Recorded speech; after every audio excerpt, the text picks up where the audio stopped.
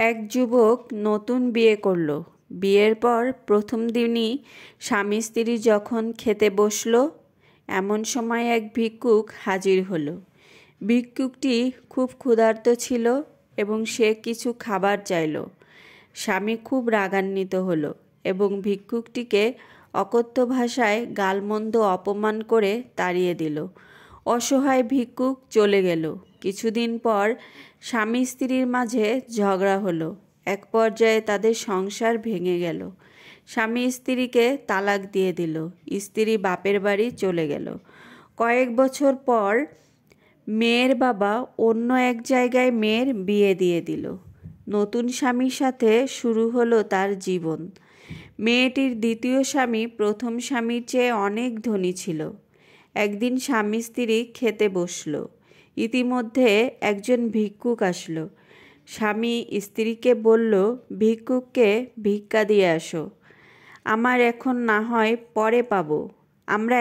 হয় পরে পাবো, কিন্তু সে পাবে কোথায়? যখন ভিক্ষা দিতে গেল তখন সে অবাক হয়ে গেল, কারণ তার সেই প্রথম স্বামী আজ তার সামনে ভিক্ষার পাত্র নিয়ে দাঁড়িয়ে আছে। মেয়েটি চোখের জল ধরে রাখতে পারল না। মেয়েটি তার দ্বিতীয় স্বামীকে বলল, আমি আপনাকে এক আশ্চর্য গল্প শোনাব। তারপর মেয়েটি তার প্রথম স্বামীর সাথে ঘটে যাওয়া ঘটনাটি বলে দিল। তখন দ্বিতীয় স্বামী চোখের জল ছেড়ে দিয়ে বলল, আমি তোমাকে এর চাইতেও আশ্চর্য ঘটনা শোনাব।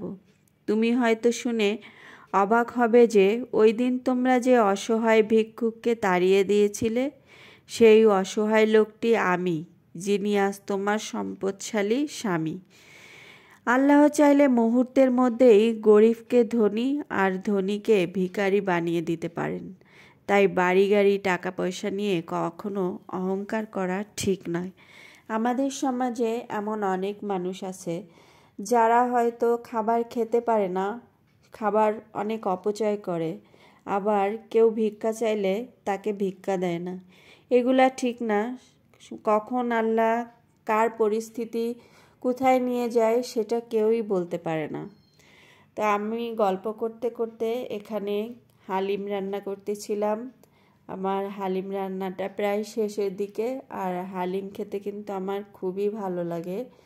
কার কার ভালো লাগে কমেন্ট করে জানাবেন।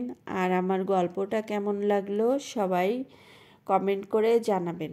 তো আজকে এই পর্যন্তই। সবাই ভালো থাকবেন, আমাদের জন্য দোয়া করবেন। আবার ফিরে আসবো নতুন কোনো গল্প বা নতুন কোনো রেসিপি নিয়ে। সেই পর্যন্ত সবাই ভালো থাকবেন। আল্লাহ হাফেজ।